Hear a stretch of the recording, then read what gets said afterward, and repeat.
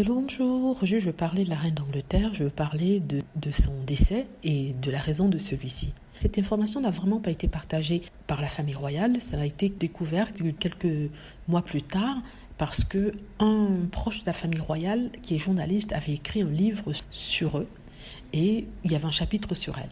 Donc, on nous dit en fait que la reine est décédée d'un cancer des os, n'est-ce pas?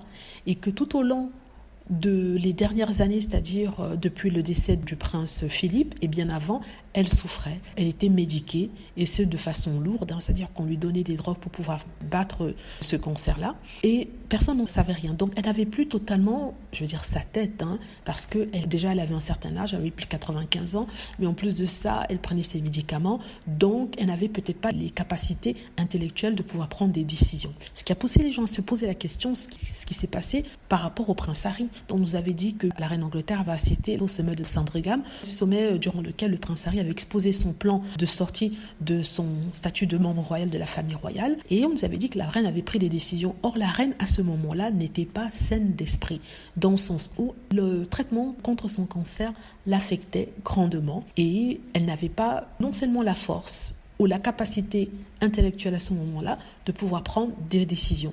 Maintenant, les gens disent qu'il se pourrait que pour cette raison-là, elle a été la proie du prince Charles, dans le sens où il prenait toutes les décisions, elle n'avait pas son mot à dire parce qu'elle ne pouvait pas se battre contre les décisions qu'il prenait. Donc en fait, c'est le prince Charles qui gérait tout depuis un certain temps, au moins 1 à 2 ans avant le décès de la reine d'Angleterre. C'est pour ça que justement le prince Harry s'était exprimé en disant qu'il voulait s'assurer qu'elle était protégée et il voulait savoir qui en fait prenait les décisions là-bas. C'est à peu près ce qu'il avait dit lors d'une interview avec Oda Copt. Et tout le monde lui était tombé dessus, le faisant passer pour un fou. Pourtant, il savait très bien de quoi il parlait. Peut-être qu'il avait eu des échos de la santé fragile de la reine d'Angleterre.